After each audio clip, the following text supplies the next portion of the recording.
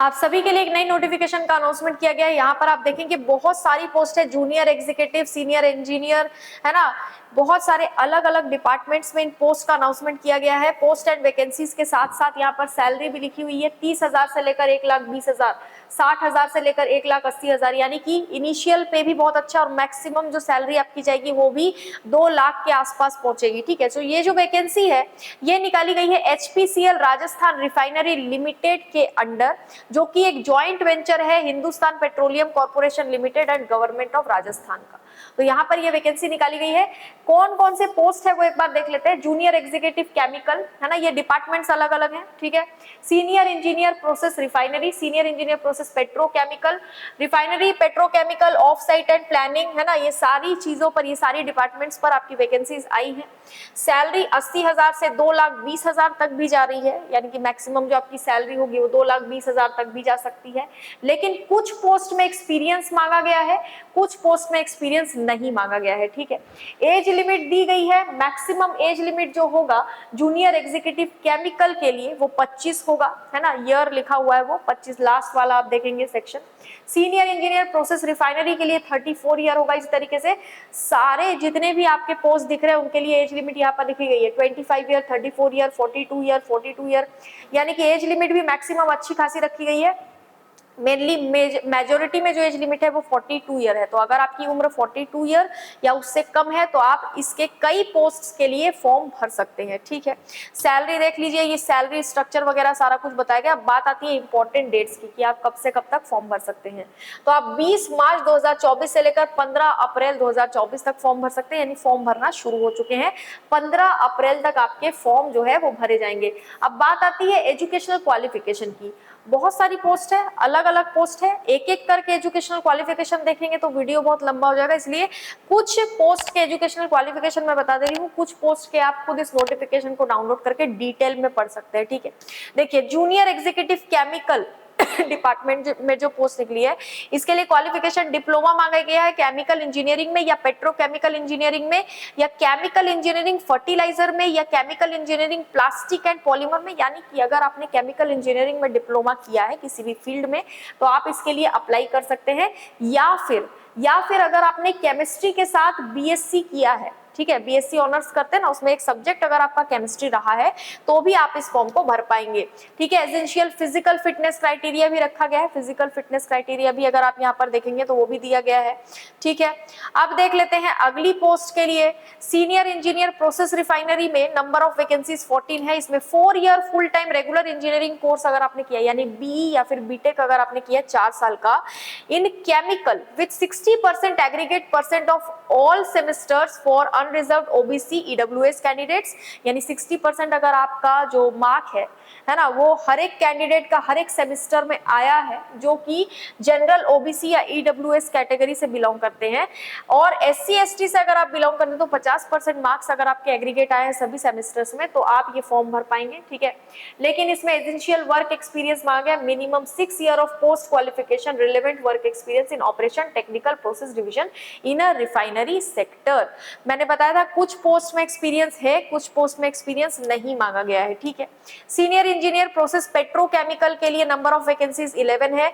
इसमें भी आपसे 4 साल का इंजीनियरिंग का कोर्स मांगा गया एजुकेशनल क्वालिफिकेशन के तौर पर, यानी कि अगर आपने बी या फिर बीटेक किया है तो आप ये फॉर्म भर पाएंगे।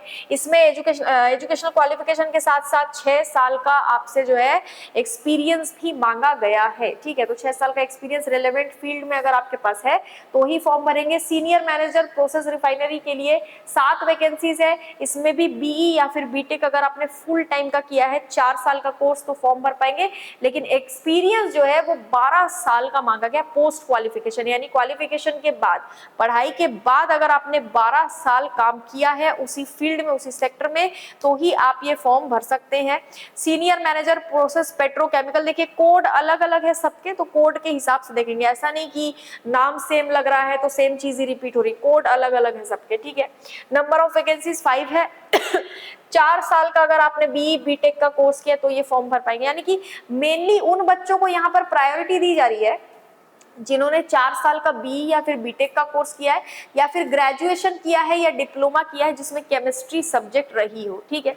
सीनियर इंजीनियर मेंटेनेंस के लिए भी 4 साल का, देखिए मैंने इतना नीचे जो है इसको लाया, फिर भी यहाँ पर क्वालिफिकेशन सेम ही बता रहा है, तो लगभग आपको ये आइडिया होना चाहिए या तो 6 साल का या तो 12 साल का अगर आपको एक्सपीरियंस है ज्यादातर पोस्ट के लिए, तो ही आप अप्लाई करेंगे। बी या फिर बीटेक अगर आपने किया तो ही आप अप्लाई करेंगे, ठीक है। एक एक करके अभी अपन पढ़ नहीं सकते, आप खुद देख सकते हैं कितना सारा यहाँ पर जो है पोस्ट आपके लिए निकाला गया है, तो पोस्ट बहुत सारी है, ध्यान रखिएगा।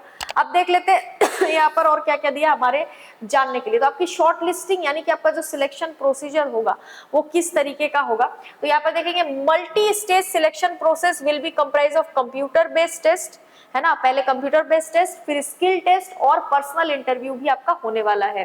तो यहाँ पर लिखा हुआ है कि CBT will be objective type with no negative marking. जो आपका कंप्यूटर बेस्ड टेस्ट होगा, ऑनलाइन एग्जाम होगा, उसमें कोई नेगेटिव मार्किंग नहीं होने वाली है, ठीक है। अब सीबीटी जो है वो 2 पार्ट में होगी, जनरल एप्टीट्यूड और टेक्निकल या प्रोफेशनल नॉलेज।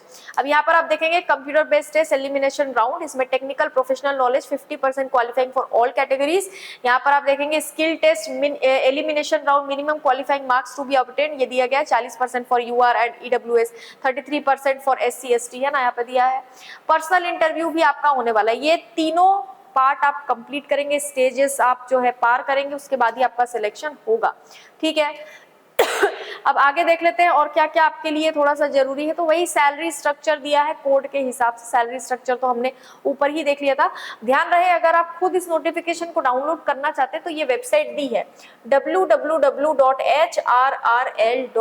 इस वेबसाइट पर आप विजिट करेंगे तो आपको ये नोटिफिकेशन मिल जाएगा, इसको आप डिटेल में आराम से बैठकर पढ़ सकते हैं, ठीक है, क्योंकि सारी चीजें डिस्कस करना पॉसिबल नहीं रहती है कई बार।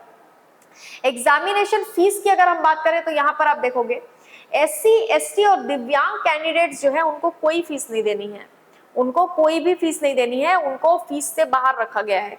लेकिन आप जनरल है, ओबीसी है या फिर ईडब्ल्यूएस कैटेगरी से आते हैं तो आपको 1180 रुपए फॉर्म फीस के रूप में देना पड़ेगा, ठीक है, 1180 रुपए।